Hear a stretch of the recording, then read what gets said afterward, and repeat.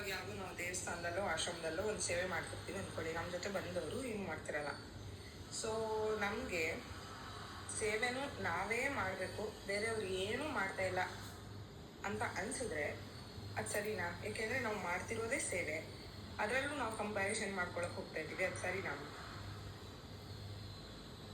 ಮಾಡ್ತಾ ಇರೋದೇ ಸೇವೆ ಅಂದಾಗ ಕಂಪೇರ್ ಮಾಡಿಕೊಳ್ಳೇಬೇಕಾಗತ್ತೆ. ನಾನು ಮಾಡ್ತಾಯಿದ್ದೀನಿ, ಅವರು ಮಾಡ್ತಾ ಇಲ್ಲ, ಅವ್ರು ಯಾಕೆ ಮಾಡಲ್ಲ, ನಾನೇ ಮಾಡಬೇಕಾ? ಈ ಕ್ಲೇಮ್ ಮಾಡೋದು, ನಾನು ಮಾಡೋದನ್ನು ಕ್ಲೇಮ್ ಮಾಡ್ತಾಯಿದ್ದೀನಿ. ಇಮ್ಮಿಡಿಯೇಟಾಗಿ ನಮಗೆ ಗೊತ್ತಾಗ್ತಾ ಇದೆ ಸರಿನಾ ಅಂತ. ಇಲ್ಲಿ ಇಂಟ್ರಾಸ್ಪೆಕ್ಷನ್ ಸ್ಟಾರ್ಟ್ ಆಗಿದೆ. ಇದು ಸೇವೆ ಅಂದ್ರೇ ಹ್ಯಾಪನಿಂಗ್, ಮಾಡುವುದಲ್ಲ. ಅದು ನಿಮ್ಮಿಂದ ಪರಮಾತ್ಮ ಡಿಮಾಂಡ್ ಮಾಡಿ ತಗೊಳ್ಳೋದು. ನೀವು ಸುಮ್ಮನೆ ಇಟ್ ಈಸ್ ಅನ್ ಹ್ಯಾಪನಿಂಗ್, ಅದಾಗತ್ತೆ. ನಾವು ಯಾವಾಗ ರೆಸ್ಪಾಂಡ್ ಮಾಡ್ತೀವಿ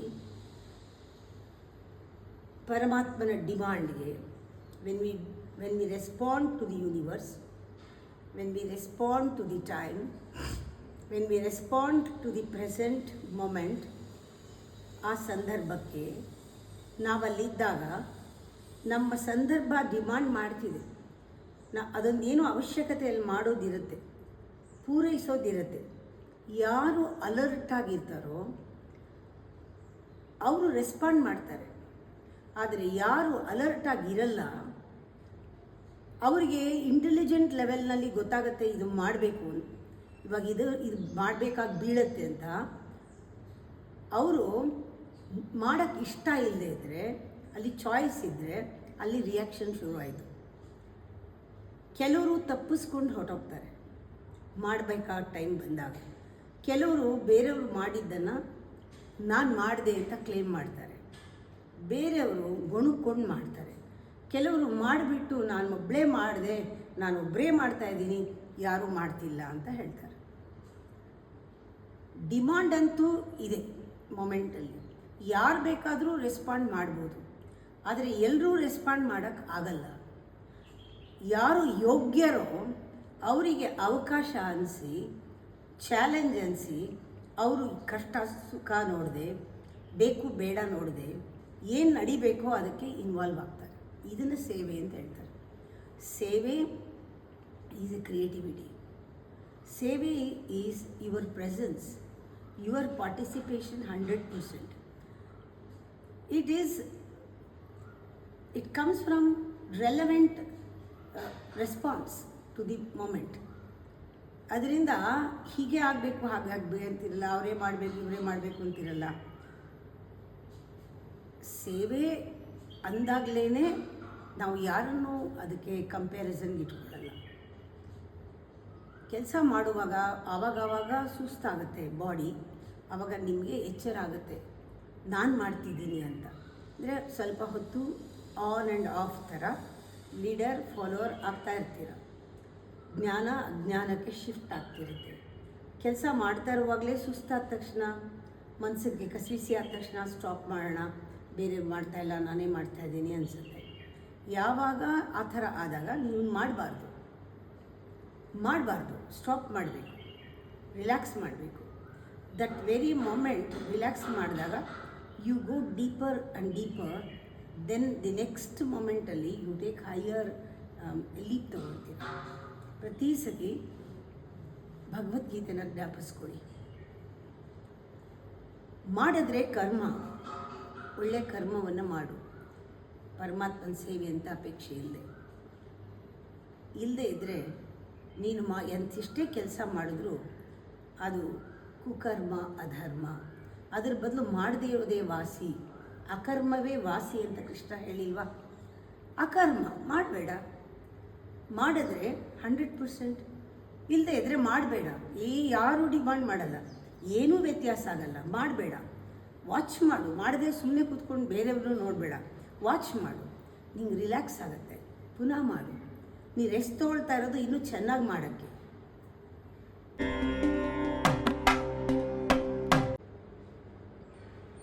ನಮ್ಮ ಸ್ಪಿರಿಚುಯಾಲಿಟಿನಲ್ಲಿ ಸುಳ್ಳಿಗೆ ಸ್ಥಾನ ಇದೆಯಾ? ಇದ್ರೆ ಅದು ಯಾವುದು? ಸ್ಥೂಲ ಸೂಕ್ಷ್ಮ, ಹೊರ ಒಳ, ಕೆಳಗೆ ಮೇಲೆ, ಒಂದು ಕಾಣಿಸ್ತಾ ಇರೋದು ಒಂದು ಕಾಣಿಸ್ದೇ ಇರೋದು, ಇದು ಎಲ್ಲಿವರೆಗೂ ಇದು ಇರುತ್ತೆ ಅಲ್ಲಿವರೆಗೂ ಸುಳ್ಳು ಮತ್ತು ನಿಜ ಅನ್ನೋದು ಇದ್ದೇ ಇರುತ್ತೆ. ಯಾವಾಗ ನಾವು ನಮ್ಮ ಅಹಂಕಾರದಲ್ಲಿ ಇರ್ತೀವಿ, ನಾವು ಏನೇ ಮಾತಾಡಿದ್ರೂ ಸುಳ್ಳೆ. ಯಾಕೆಂದರೆ ಅಹಂಕಾರನೇ ಸುಳ್ಳು. ಈ ಪ್ರಪಂಚದ ಜ್ಞಾನವನ್ನು ಬೇಸಿಟ್ಕೊಂಡು, ಅದು ಲಿಮಿಟೆಡ್ ಜ್ಞಾನವನ್ನು ಇಟ್ಕೊಂಡು ನಾವು ಏನೇ ಕಟ್ಟಿದ್ರೂ ಮಹಲ್ಲು ಎಲ್ಲವೂ ಸುಳ್ಳೆ. ಯಾಕೆಂದರೆ ಪ್ರಪಂಚವೇ ಸುಳ್ಳು. ಮಾಯೆ ಮೇಲೆ ಮಾಡಿ ಕಟ್ಟಿದ್ದೆಲ್ಲ ಸುಳ್ಳು. ಆದರೆ ಮಾಯೆ ಬೇಕು. ಸ್ಪಿರಿಚುಯಾಲಿಟಿ ಅಂದರೆ ಮಾಯೆನ ತಿಳ್ಕೊಳ್ಳೋದು. ನೋಡಿ, ಜ್ಞಾನ, ಮಾಯೆಯ ಜ್ಞಾನ, ಸುಳ್ಳಿನ ಜ್ಞಾನ, ಸುಳ್ಳು ಅನ್ನುವ ಜ್ಞಾನ. ಇದು ಸುಳ್ಳು. ಯಾವುದು ಸುಳ್ಳು? ಇದು ತೋರಿಕೆ. ಇದು ಹಾಗಿಲ್ಲ, ಇದ್ದಂಗೆ ಕಾಣ್ತಾ ಇದೆ, ಹೀಗೆ ಕಾಣ್ ಹಂಗೆ ಹೊಟ್ಟೋಗುತ್ತೆ. ಪ್ರಪಂಚನೂ ಅಷ್ಟೇ, ಎಲ್ಲವೂ ಸಕಲ ವಸ್ತುವೂ ಅಷ್ಟೇ, ಸಕಲ ವಿಷಯವೂ ಅಷ್ಟೇ, ಸಕಲ ವಿಚಾರವೂ ಅಷ್ಟೇ, ಸಕಲ ವ್ಯಕ್ತಿಗಳೂ ಅಷ್ಟೇ ಕಾಣ್ತಾ ಇದ್ದಾರೆ, ನನ್ನನ್ನು ಸೇರಿಸ್ಕೊಂಡು ಇರಲ್ಲ, ಹೊಟ್ಟೋಗ್ತಾರೆ ಅನ್ನುವ ಸುಳ್ಳನ್ನು ಸುಳ್ಳು ಅಂತ ಗೊತ್ತಾಗುತ್ತಲ್ಲ, ಇದು ಜ್ಞಾನ. ಅದು ನಿಜ. ಯಾವುದು ನಿಜ?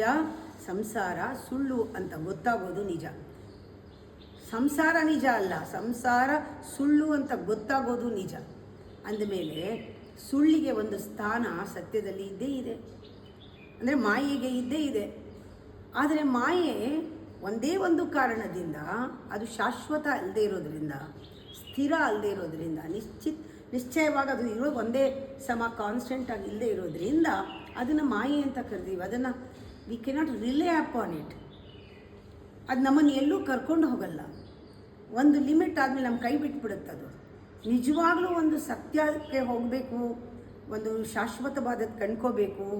ಈ ಮಾಯೆಯ ಒಂದು ಆಟದ ಮೂಲ ಯಾವುದು, ಅಸ್ತಿತ್ವ ಏನು, ಈ ದೇಹ ಎಲ್ಲಿಂದ ಶುರುವಾಯಿತು, ಈ ಪರಮಾತ್ಮ ಅಂದರೆ ಏನು, ಈ ಪ್ರಪಂಚ ಎಲ್ಲಿಂದ ಪ್ರಾರಂಭ ಆಗಿದೆ, ಇದು ಸೋರ್ಸ್ ಏನು, ಈ ಒಂದು ಪ್ರಶ್ನೆಗಳೆಲ್ಲ ಬರುತ್ತಲ್ಲ.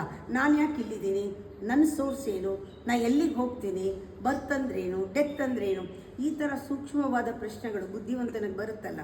ಇದು good authentic question for your journey. ಆವಾಗ ನೀನು ಮಾಯೆ ಅಂತ ತಿಳ್ಕೊಂಡು ಅದನ್ನು ಪಕ್ಕಕ್ಕಿಡೋದು. ನಿಜವಾದ ಜ್ಞಾನ ಏನು ಅಂದರೆ, ನಾವು ಯಾವ್ಯಾವುದು ನಮಗೆ ಬೇಡವೋ, ಯಾವ್ಯಾವುದು ನಮಗೆ ತೊಂದರೆ ಕೊಡ್ತಾ ಇದೆಯೋ, ಯಾವ್ಯಾವ ಹ್ಯಾಬಿಟ್ ಸರಿಗಿಲ್ವೋ ಅದನ್ನು ಬಿಡೋದೇ ಒಂದು ದೊಡ್ಡ ಚಾಲೆಂಜು. ಹೊಸದು ಮಾಡೋದಿರಲಿ, ಹೊಸದು ಮಾಡೋದೇನೂ ಮಾಡಬೇಡಿ, ಹೊಸದೇನೂ ಕಲಿಯೋದು ಬೇಕಿಲ್ಲ. ನಿಮಗೆ ಏನು ತೊಂದರೆ ಕೊಡ್ತಾ ಇದೆ, ಏನು ಪ್ರಾಬ್ಲಮ್ ಕ್ರಿಯೇಟ್ ಮಾಡಿದೆ, ಎಷ್ಟು ವೀಕ್ನೆಸ್ ಇದೆ, ಅದನ್ನು ಬಿಡೋಕ್ಕೇನು ಮಾಡಬೇಕು ಅದನ್ನು ಮಾಡೋದೇ ಸಾಧನೆ. ನಾನು ಯಾವುದು ಅಲ್ಲ ಅಂತ ತಿಳ್ಕೊಳ್ಳೋದೇ ಸಾಧನೆ. ಇದು ನಾನಲ್ಲ, ಇದು ನಾನಲ್ಲ, ಇದು ನಾನಲ್ಲ, ನಾನು ಯಾರಿರಬಹುದು, ಪ್ರತಿಯೊಂದು ನಾನು ಇದಲ್ಲ ಅಂತ ಗೊತ್ತಾಗೋದು. ಇದು ಸುಳ್ಳು ಅಂತ ನಮಗೆ ಗೊತ್ತಾಗತ್ತೆ. ನಾವು ಮಾತಾಡ್ತಾ ಇರೋದು ಅಹಂಕಾರದಿಂದ ಮಾತಾಡ್ತಿದ್ರೆ ನಮಗೆ ಗೊತ್ತಾಗುತ್ತೆ ಇದು ಸುಳ್ಳು. ಅಕಸ್ಮಾತ್ ಏನಾದ್ರು ನಿಮ್ಗೆ ಅಟ್ಯಾಚ್ಮೆಂಟ್ ಇದ್ದು ದುಃಖ ಆದಾಗ ತಕ್ಷಣ ಅಂದ್ಕೊಳ್ಳಿ ಇದು ಸುಳ್ಳು ಅಂತ, ಅದು ಹೊರಟೋಗುತ್ತೆ. ಇದು ಸುಳ್ಳು, it's only A fact, it's not true. ಅವ್ರು ಅಂದಿರಬಹುದು, ಓಕೆ, ಆದರೆ ಇದೇ ಫ್ಯಾಕ್ಟ್. ಇದು ಸುಳ್ಳು. ಹೋಗೋದೆಲ್ಲ ಸುಳ್ಳು. ಯಾವುದೂ ಶಾಶ್ವತವಾಗಿ ಇಲ್ಲದೆ ಇರೋದ್ರಿಂದ ಎಲ್ಲವೂ ಸುಳ್ಳೆ. ನಾನು ಯಾಕೆ ತಲೆಗೆ ಹಚ್ಕೋಬೇಕು? ನಾ ಮಾತಾಡಿದ್ರೆ ಅನುಭವದಿಂದ ಮಾತಾಡೋದು ಸತ್ಯ. ಅದಕ್ಕೆ ಹೇಳೋದು ರ್ಯಾಷನಲೈಸೇಷನ್ ಅಂತಾರೆ. ಲಾಜಿಕಲಿ ಯೋಚನೆ ಮಾಡಿ ಒಂದು ಎವಿಡೆನ್ಸ್ ಕೊಟ್ಟು ಮಾತಾಡಿದಾಗ ಅದು ಯಾವತ್ತೂ ರೈಟ್ ಆಗಲ್ಲ. ಅದೆಷ್ಟೇ ರೈಟ್ ಅಂದರೂ ಕೂಡ ನೀವು ಅದನ್ನು ಫೀಲ್ ಮಾಡಿದ ತಕ್ಷಣ it becomes right, it is truth. The feeling ಹೋಗಬೇಕು ಸತ್ಯಕ್ಕೆ. ಆ ಫೀಲಿಂಗ್ನಲ್ಲೇ ನಮಗೆ ಗೊತ್ತಾಗಬೇಕು, ಬಿಡುಗಡೆ ಆಗುತ್ತೆ ಇದು ಸುಳ್ಳು ಅಂತ. ತಕ್ಷಣ ನಿಮಗೆ ಬಿಡುಗಡೆ, freedom. You feel free, you are fulfilled.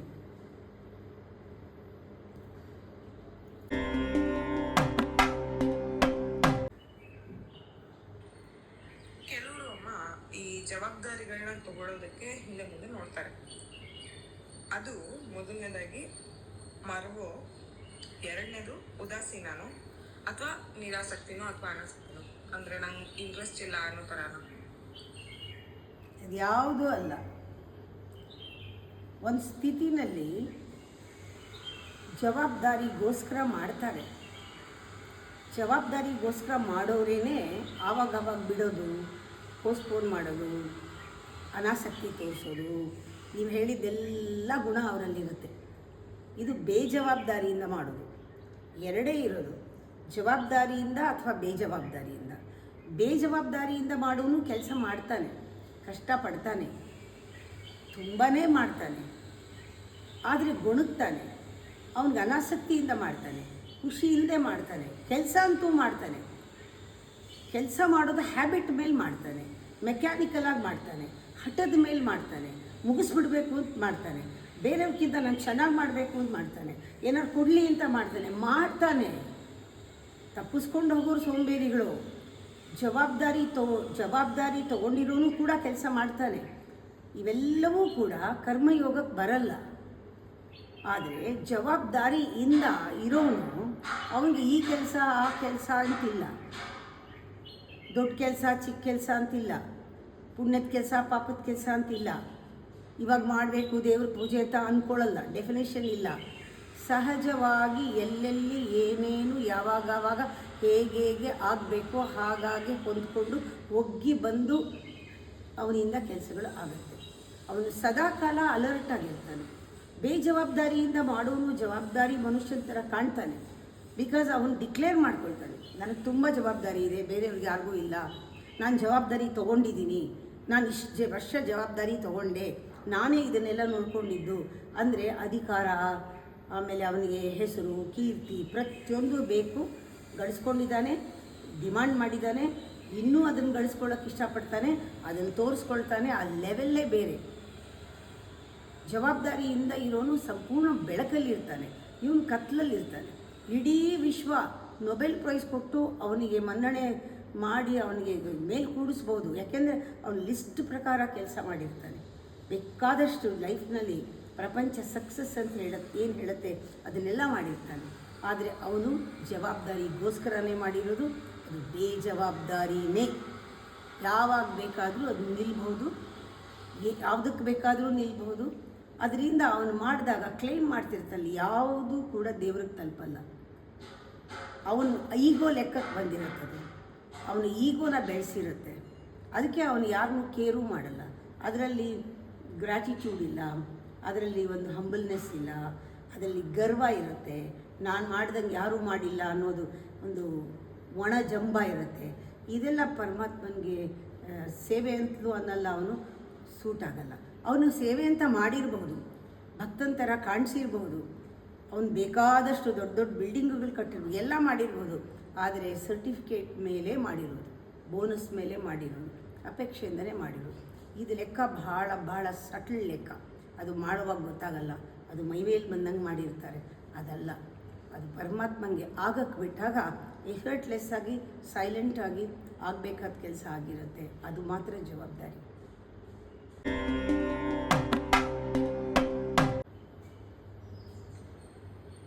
ಬಹಳಷ್ಟು ಸಲ ಗುರುಗಳನ್ನ ಶಿಷ್ಯರು ಬದಲಾಯಿಸ್ತಾನೆ ಹೋಗ್ತಾರೆ. ಯಾಕೆ ಅಮ್ಮದು?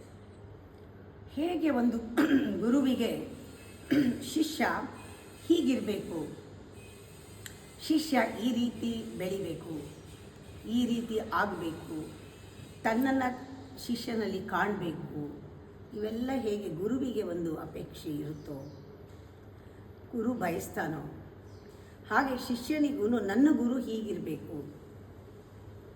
ಅವನು ಹುಡುಕ್ತಾ ಇರ್ತಾನೆ, ಕಂಡೀಷನ್ ಹಾಕ್ಕೊಂಡಿರ್ತಾನೆ. ಇದೆಲ್ಲ ನನ್ನ ಗುರುವಿನ ಲಕ್ಷಣ. ನನ್ನ ಗುರು ಕೋಟಿ ಜನರು ಅವನನ್ನು ಮೆಚ್ಚಬೇಕು. ನನ್ನ ಗುರು ಥರ ಯಾವ ಗುರುನೂ ಇರಬಾರ್ದು. ನನ್ನ ಗುರು ಹೀಗಿರಬೇಕು. ಆ ಗುರುನ ಹುಡುಕ್ತಾ ಇರ್ತಾನೆ. ಅವನಿಗೆ ಎಲ್ಲಕ್ಕಿಂತ ಹೆಚ್ಚಿನ ಜ್ಞಾನ ಇರಬೇಕು, ನನಗೆ ಬೆಸ್ಟ್ ಜ್ಞಾನ ಸಿಗಬೇಕು, ನನ್ನನ್ನು ಮುಂದುವರಿಸಬೇಕು, ನನ್ನ ಕಷ್ಟ ನಿವಾರಣೆ ಮಾಡಬೇಕು, ನನ್ನನ್ನು ಮುಕ್ತಿ ಕೊಡಬೇಕು, ನನಗೆ ಪ್ರಜ್ಞೆ ಜಾಗೃತ ಆಗುವ ಹಾಗೆ ಮಾಡಬೇಕು, ನನಗೆ ಆ ಇನ್ಸಿಯೇಷನ್ ಈ ಇನ್ಸಿಯೇಷನ್ ಕೊಡಬೇಕು, ನನಗೆ ಅವ್ನ ಹಿಂದೆ ಕರ್ಕೊಂಡು ಹೋಗಬೇಕು, ಅವನ ತಲೆ ಮೇಲೆ ಕುತ್ಕೊಂಡು ಮೆರೆಸ್ಬೇಕು, ನಾನು ಬೆಸ್ಟ್ ಶಿಷ್ಯ ಆಗಬೇಕು ಅಂತ ಯಾರಿಗಿರಲ್ಲ. ಅವನು ಹುಡುಕ್ತಾ ಇರ್ತಾನೆ ನನಗೆ ಗುರು ಹೀಗಿರಬೇಕು ಅಂತ. ಹುಡುಕ್ತಾ ಇದ್ದಾಗ ಅವ್ನು ನೋಡೋದೇ ಗುರುವಿನ ಲಕ್ಷಣಗಳನ್ನು. ತಾನೇನು ಅಂದ್ಕೊಂಡಿದ್ನೋ ಅದಕ್ಕೆ ಸೂಟ್ ಆಗುತ್ತಾ? ನಾನು ಈ ಪುಸ್ತಕದಲ್ಲಿ ಓದಿದ್ದೆ ಹಿಮಾಲಯನ್ ಮಾಸ್ಟರ್ಸ್ನಲ್ಲಿ, ಇದರಲ್ಲಿ ಒಂದು ಗುಣ ಇವನಲ್ಲಿದೆಯಾ? ಇಲ್ಲ. ಇವನು ಕೋಪ ಮಾಡಿಕೊಂಡ, ಇವನು ಹಂಗಿದ್ದ, ಇವನು ಹಿಂಗಿದ್ದ. ಗುರುನಲ್ಲೇ ಫ್ಲಾಸ್ ಕಂಡುಹಿಡಿತಾ ಹೋಗ್ತಾನೆ. ಗುರುನಲ್ಲಿ ಜ್ಞಾನ ಅನುಭವಕ್ಕೆ ಬರಬೇಕೇ ಹೊರತು ಪರೀಕ್ಷೆ ಮಾಡೋದಲ್ಲ, ನಮಗೇನು ಗೊತ್ತಿದೆ ಅನ್ನೋದ್ರ ಮೇಲೆ. ಈ ಥರ ಬಹಳ ಜನ ಇದ್ದಾರೆ, 100ಕ್ಕೆ 100 ಜನ ಇದ್ದಾರೆ. ಆದರೆ ಅವರು ನಯ ವಿನಯ ಎಲ್ಲವೂ ಕೂಡ ತೋರಿಕೆ. ಗುರುವಿನ ಹತ್ತಿರ ಬರೋಕ್ಕೆ ಏನು ಬೇಕೋ, ಯಾವ ರೀತಿ ನಡ್ಕೋಬೇಕು ಎಲ್ಲವೂ ಕೂಡ ಮೆಕ್ಯಾನಿಕಲ್ಲಾಗಿ ರೂಢಿನಲ್ಲಿ ಅಭ್ಯಾಸ ಮಾಡ್ಕೊಂಡಿರ್ತಾರೆ. ಯಾವ ರೀತಿ ನಡ್ಕೋಬೇಕು ಗುರು ಹತ್ರ ಅಂತ. ಅವರಿಗೆ ಗುರು ಹತ್ರ ಹೋದ್ಮೇಲೆ ಗುರುವಿನ ಪರೀಕ್ಷೆ ಶುರು ಆಗುತ್ತೆ. ಗುರು ಹೇಳ್ಕೊಡೋದು ಬೇರೆ, ಗುರು ಹೇಳ್ಕೊಟ್ಟಂಗಿದಾನ, ಗುರು ಹೇಗೆ ಮಾಡ್ದ, ಗುರು ಏನು ಮಾಡ್ದ, ಅದೇ ಬರೀ ಗುರುನ ಪರೀಕ್ಷೆ ಮಾಡಿಕೊಂಡು. ಯಾವತ್ತೂ ನೀನು ಗುರುವನ್ನು ಜಡ್ಜ್ ಮಾಡೋಕ್ಕಾಗಲ್ಲ. ಯಾಕೆ? ಎಲ್ಲಿವರೆಗೂ ಗುರುನ ಜೊತೆಗೆ ಕನೆಕ್ಟ್ ಮಾಡೋಕ್ಕಾಗಲ್ಲ, ಎಲ್ಲಿವರೆಗೂ ನೀನು ಸರೆಂಡರ್ ಆಗಲ್ಲ, ಎಲ್ಲಿವರೆಗೂ ನೀನು ಗುರುವನ್ನು ಡಾಮಿನೇಟ್ ಮಾಡೋಕ್ಕೆ ಅಥವಾ ಗುರುವನ್ನು ಪರೀಕ್ಷೆ ಮಾಡೋಕ್ಕೆ ಹೋಗ್ತೀಯಾ, ಅಲ್ಲಿವರೆಗೂ ನಿನಗೆ ಬೇಕಾದ ಗುರು ಸಿಗೋದೇ ಇಲ್ಲ. ಆವಾಗ ಏನು ಮಾಡ್ತೀಯಾ? ಇನ್ನೊಂದು ಗುರುವಿನ ಹತ್ರ ಹೋಗ್ತೀಯ. ನಿನಗೆ ವೈಬ್ರೇಷನ್ನು, ಎನರ್ಜಿ, ಗುರುವಿನ ಹತ್ರ ಆ ಸಂಬಂಧದಲ್ಲಿ ಸಿಗುವ ಆ ಮುಗ್ಧತೆ, ಆ ಫೀಲಿಂಗು ಯಾವುದೂ ಆಗಿರಲ್ಲ. ಯಾವಾಗ ಒಳಗಡೆ ಬದಲಾವಣೆ ಆಗಿರಲ್ಲ, ಒಳಗಡೆ ಬದಲಾವಣೆ ಆಗೋಕ್ಕೆ ನೀನು ಬಿಟ್ಟಿರಲ್ಲ, ಅಷ್ಟು ಮೇಲಿಂದ ಹೊರಗಿಂದ ಒಳಗೆ ಹೋಗಬೇಕು ಅಂತ ನೋಡ್ತೀಯ, ಅಲ್ಲಿವರೆಗೂ ನೀನು ಗುರು ಸಿಗಲ್ಲ. ಸಿಕ್ಕಂಗೆ ಕಾಣುತ್ತೆ, ಮತ್ತು ಈ ಗುರು ಅಲ್ಲ ಆ ಗುರು ಅಲ್ಲ, ಅನುಭವ ಅಂತೂ ಆಗೋದೇ ಇಲ್ಲ. ಒಂದು ಸತಿ ಏನಾದರೂ ನಿನಗೆ ಆಂತರ್ಯದಲ್ಲಿ ಮಿಡಿದಿದ್ದರೆ, ಆಂತರ್ಯದಲ್ಲಿ ಆ ಗುರುವಿನ ಸನ್ನಿಧಾನ ಅನುಭವಕ್ಕೆ ಬಂದಿದ್ದರೆ, ಗುರುವಿನ ಜೊತೆಗೆ ಒಂದು ಇದ್ದಾಗ ಶಾಂತಿ ನೆಮ್ಮದಿ ನಿನ್ನ ಒಳಗಡೆ ಸಿಕ್ಕಿದರೆ, ಒಂದು ಸತಿ ಸಿಕ್ಕಿದರೆ, ಗುರುವಿನ ಒಂದು ಮಾತಲ್ಲಿ ಒಂದು ಅರ್ಥ ತಾತ್ಪರ್ಯ ಮೌನ ನಿನಗೆ ಸಿಕ್ಕಿದರೆ, ಯಾರು ಗುರುನ ಬಿಟ್ಟು ಹೋಗೋದಿಲ್ಲ. ನಿನಗೆ ಗುರುನಲ್ಲಿ ಇಲ್ಲ ಅಂತಲ್ಲ ಅರ್ಥ, ನಿನ್ನಲ್ಲಿ ನಿನಗೆ ನೀನು ಅಲೋ ಮಾಡಿಲ್ಲ, ನಿನ್ನಲ್ಲಿ ಆ ಯೋಗ್ಯತೆ ಇಲ್ಲ ಗುರುನ ಕನೆಕ್ಟ್ ಮಾಡೋಕ್ಕೆ. ಅದರಿಂದ ಬದಲಾಯಿಸ್ಕೊಂಡು ಹೋಗ್ತಾ ಇದೆಯಾ, ಇದು ಅವನಿಗೆ ಗೊತ್ತಾಗಬೇಕು. ಅದು ಅಲ್ಲಿವರೆಗೂ ಬದಲಾಯಿಸ್ತಾನೆ ಇರ್ತಾರೆ, ಅವರು ಗುರು ಸಿಗೋದೇ ಇಲ್ಲ. ಯಾಕೆ ಅಂದರೆ ನಾನು ತಮಾಷೆ ಮಾಡ್ತಿರ್ತೇನೆ, ಗುರು ಅಂತ. ಅವನು ಗುರುವಿಗೆ ಗುರು ಆದಾಗ ಅವನು ಎಲ್ಲಿಂದ ಗುರು ಸಿಗೋಕ್ಕೆ ಸಾಧ್ಯ? ಗುರುವನ್ನೇ ಪರೀಕ್ಷೆ ಮಾಡೋನು ಶಿಷ್ಯ ಆಗೋಕ್ಕೆ ಸಾಧ್ಯ ಇಲ್ಲ. ಗುರುವಿನ ಜೊತೆ ಅಟ್ಯೂನ್ಮೆಂಟ್ ವಿತ್ ಗುರು. ಯಾವುದಾದ್ರೂ ಗುರು ಅವನ ಯೋಗ್ಯತೆ ಯಾಕೆ ನೋಡ್ತೀರಾ? ನಮ್ಮ ಯೋಗ್ಯತೆ ಪರೀಕ್ಷೆಗೆ ಗುರು ಜೊತೆ ಇದ್ದರೆ ಅವ್ರು ಹೇಗಾದರೂ ಇರಲಿ, ನಾವು ಬೆಳಿಬಹುದು. ಎಷ್ಟೋ ಗುರು ಮಾಡಿದ್ದನ್ನು ಮಾಡ್ತೀವಿ, ಗುರು ಮಾಡದೇ ಇರೋದನ್ನೂ ಮಾಡ್ತೀವಿ. ಆವಾಗ ನಮ್ಮಲ್ಲಿ ಬೆಳವಣಿಗೆ ಕಾಣಿಸ್ಬೇಕೇ ಹೊರತು ಗುರು ಏನು ಮಾಡ್ತಾನೆ ಅದನ್ನು ಇಮಿಟೇಟ್ ಮಾಡೋದಲ್ಲ. ತುಂಬ ಸೂಕ್ಷ್ಮ ಇದು. ಈ ಸೂಕ್ಷ್ಮತೆ ಇಲ್ಲದೇ ಇದ್ದರೆ ಗುರು ಸಿಗಲ್ಲ. ಗುರುನ ಬದಲಾಯಿಸ್ತಾ ಇರಬೇಕು, ಒಂದು ಜನ್ಮ ಅಲ್ಲ, ನೀವು ಜನ್ಮಾಂತರದಿಂದ ಗುರು ಬದಲಾಯಿಸ್ಕೊಂಡೇ ಬಂದಿದ್ದೀರಾ, ಯಾವತ್ತೂ ಶಿಷ್ಯ ಆಗಿಲ್ಲ. ಶಿಷ್ಯ ಆಗೋವರೆಗೂ ಗುರು ಸಿಗಲ್ಲ, ಮಗು ಆಗೋವರೆಗೂ ತಾಯಿ ಸಿಗಲ್ಲ.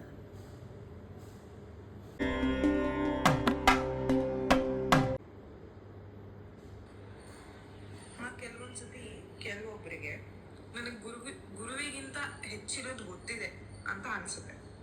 ಅದು ತಪ್ಪಾ?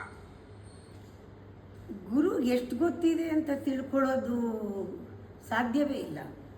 ಯಾಕೆಂದರೆ ಹೆಚ್ಚು ಕಡಿಮೆ ಅನ್ನೋದು ಜ್ಞಾನದಲ್ಲಿಲ್ಲ, ಹೆಚ್ಚು ಕಡಿಮೆ ಅನ್ನೋದು ಕಲಿಯೋದ್ರಲ್ಲೂ ಇಲ್ಲ. ಹೆಚ್ಚು ಕಡಿಮೆನ ಮೀರಿ ಹೋಗಬೇಕು ಜ್ಞಾನ ಹೇಳ್ತಾ ಇರ್ತೀನಿ ನಾನು. It is unbounded, it is bottomless, there is no end. You should become knowledge. ನೀ ನಾಲೆಡ್ಜೇ ಆಗ್ಬಿಡ್ತೀಯ ಅಂತ. ಹಾಗೆ ಗುರು ಆಗ್ಬಿಡ್ತೀಯ ನೀನು ಗುರುನೇ ಆಗ್ಬಿಡ್ತೀಯ. ಶಿಷ್ಯ ಆಗಿದ್ದರೆ ನಿನ್ನಲ್ಲಿ ಆ ಸರೆಂಡರ್ ಇದ್ದರೆ ಯು ಬಿಕಮ್ ಅಂತರ್ಯಾಮಿ. You reach the state of ಅಂತರ್ಯಾಮಿ. ಅದಕ್ಕೆ ಇದು ಜ್ಞಾನ ಜಾಸ್ತಿ ಗೊತ್ತು ಅನ್ನೋಕ್ಕೆ ಜಾಸ್ತಿ ಪುಸ್ತಕ ಓದಿ ಗೊತ್ತಾ, ಅಥವಾ ಜಾಸ್ತಿ ಹೊತ್ತು ಲೈಬ್ರರಿಲಿ ಕಾಲ ಕಳೆಯೋದ್ರಿಂದ ಇದಕ್ಕೆ ಏನು ಸ್ಕೇಲು? ನನಗೆ ಜಾಸ್ತಿ ಗೊತ್ತು ಅನ್ನೋಕ್ಕೆ ಯಾವುದ್ರ ಮೇಲೆ ಕಂಪೇರ್ ಮಾಡಿ? ಗುರುಗೆ ಎಷ್ಟು ಗೊತ್ತು ಅಂತ ತಿಳ್ಕೊಳ್ಳೋಕ್ಕೆ ಏನು ಸ್ಕೇಲು? ಅದಕ್ಕೆ ನಾನು ಗುರುನೇ ಬೇಡ ಅಂತ ಕೆಲವರು ಅಂತಾರೆ. ನಾನು ಹಾಗೆ ಓದ್ತೀನಿ, ಹಾಗೆ ತಿಳ್ಕೊಳ್ತೀನಿ, ನನಗೇನು ಗುರು ಅವಶ್ಯಕತೆ ಇಲ್ಲ, ನನಗೆ ಭಗವದ್ಗೀತೆನೇ ಗುರು. ಎಷ್ಟೇ ಭಗವದ್ಗೀತೆ ಗುರು ಆಗಿರ್ಬೋದು, ರಾಮಾಯಣ ಗುರು ಆಗಿರ್ಬೋದು, ಆದರೆ ನಮಗೆ ಎನರ್ಜಿ ಫೀಲ್ ಆಗೋಕ್ಕೆ ಪುಸ್ತಕ ಎನರ್ಜಿ ಕೊಡಲ್ಲ, ಪುಸ್ತಕದಲ್ಲಿರೋ ಪದಗಳು ಎನರ್ಜಿ ಕೊಡಲ್ಲ. ಅದೇ ಮಾತನ್ನೇ ಪುಸ್ತಕದಲ್ಲಿ ಏನಿದೆಯೋ ಅದನ್ನೇ, ಅದೇ ಅಕ್ಷರಗಳನ್ನು, ಅದೇ ಪದಗಳನ್ನು ಭಾವಿಸಿಕೊಂಡು ಅದೇ ಪದಗಳನ್ನು ಫೀಲ್ ಮಾಡಿ ನಮಗೆ ಹೇಳುವಂತಹ ಗುರು ಮೌನಕ್ಕೆ ಕರ್ಕೊಂಡು ಹೋಗ್ತಾನೆ. Each word should end in silence. There is no access for words. In such silence guru reveals the secret of each word. ಆ ಗುರುವಿನ ಸಂಘದಿಂದ ಒಳಗೆ ಹೋದಾಗ ಫೀಲ್ ಮಾಡಿ ಒಳಗಡೆ ಗುರು ನಾವು ತೋರಿಸ್ತಾನಲ್ಲ, ಒಳಗಡೆ ರಿವಿಲೇಷನ್ ಆಗೋದು ಪುಸ್ತಕದಿಂದ ಸಾಧ್ಯ ಇಲ್ಲ. ಅದು closeness, becoming very close to guru, feeling the awe of guru, feeling the presence of guru. ಇದು ಯಾರಿಗೆ ಗುರು ಭಕ್ತಿ ಇದೆ, ಗುರುನಲ್ಲಿ ವಿಶ್ವಾಸ ಇದೆ, ಗುರುವಿನಲ್ಲಿ ಶ್ರದ್ಧೆ ಇದೆ, ಗುರು ಜ್ಞಾನದಲ್ಲಿ ವಿಶೇಷವಾದ ಒಂದು ಆಕರ್ಷಣೆ ಇದೆ, ಅವರಿಗೆ ಇದು ಸುಲಭವಾಗಿ ಅರ್ಥ ಆಗುತ್ತೆ. ಇಲ್ಲದೆ ಅರ್ಥ ಆಗೋದು ಕೂಡ ಕಷ್ಟ. ಅವ್ರ ಜೀವನದಲ್ಲಿ ಗುರುಗಳನ್ನ ಹುಡುಕೋದು ಇಲ್ಲ, ಯಾವ ಗುರುಗಳನ್ನ ನಂಬೋದು ಇಲ್ಲ, ಅವ್ರ ಅಭ್ಯಾಸ ಮಾಡೋದು ಇಲ್ಲ. ಅವರು ಓದಿದ ಜ್ಞಾನವೇ ಸರ್ವಸ್ವ. ಅದು ಸಾಧ್ಯ ಇಲ್ಲ ಸರ್ವಸ್ವವಾಗಕ್ಕೆ.